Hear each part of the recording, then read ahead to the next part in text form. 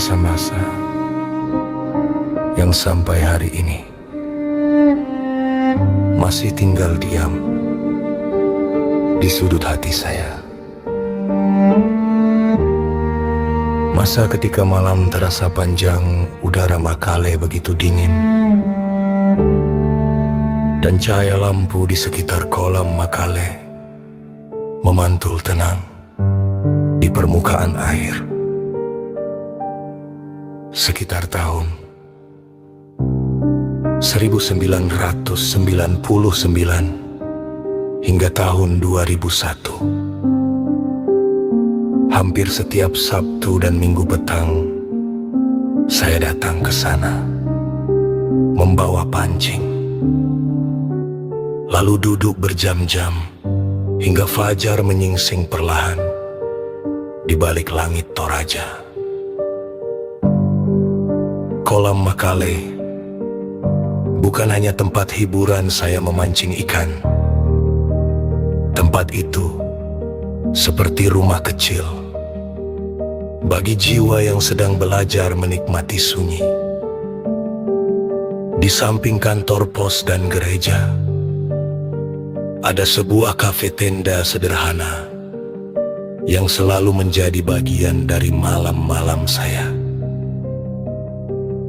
Saya biasa memesan secangkir kopi panas dan sepiring pisang goreng. Aroma kopi bercampur udara dingin Makale adalah kenangan yang sampai sekarang belum pernah benar-benar hilang dari ingatan saya. Kadang di tengah malam yang sepi, ada seorang tunawisma yang berjalan mengitari kolam. Wajahnya sederhana, langkahnya pelan, dan entah kenapa kehadirannya terasa begitu akrab. Kalau kami bertemu, saya biasa memesankan dia sarabah hangat dan sepiring pisang goreng juga. Lalu kami duduk bersama, menemani malam. Tanpa banyak kata, sambil menunggu kail bergerak dan pagi tiba. Tidak ada kemewahan di sana, tetapi justru disitulah saya belajar bahwa kebersamaan yang tulus sering lahir dari hal-hal paling sederhana. Kini, semuanya telah berubah. Terakhir saya ke sana bulan Desember tahun 2020. Ya, semua telah berlalu. Kafe tenda itu sudah tidak ada lagi. Penjual pisang goreng yang dulu begitu ramah telah pergi bersama waktu. Dan lelaki tunawisma yang sering menemani malam-malam panjang saya, itu pun sudah tak pernah terlihat lagi. Kolam Makale masih ada. Airnya mungkin masih memantulkan cahaya malam yang sama, tetapi suasananya tak lagi serupa. Kadang saya rindu, bukan pada tempatnya, melainkan pada jiwa-jiwa sederhana yang pernah mengisi malam-malam saya di sana. Rindu pada kopi hangat, rindu pada suara jangkrik, dinginnya udara Makale, dan percakapan-percakapan sunyi yang tidak membutuhkan banyak kata. Saya sadar, waktu memang tidak pernah berhenti berjalan, namun beberapa kenangan akan selalu tinggal. hidup diam-diam di dalam hati, menjadi bagian dari diri yang tak akan pernah bisa kembali, tetapi juga tak akan pernah benar-benar pergi.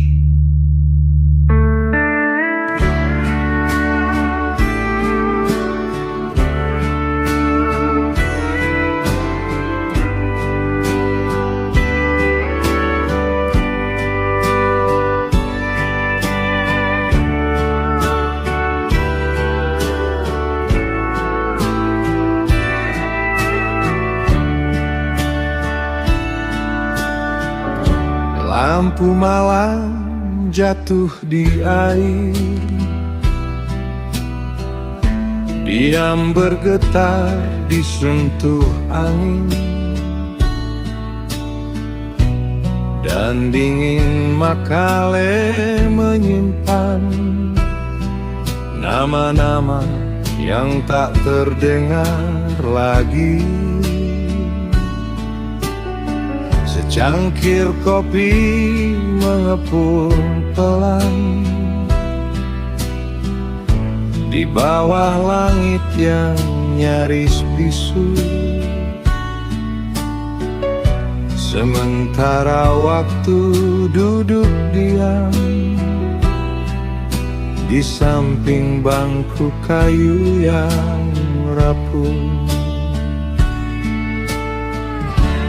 Aku pernah menunggu pagi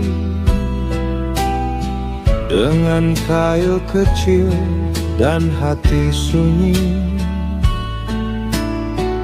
ditemani lelaki tanpa rumah yang berjalan pelan mengitari sepi.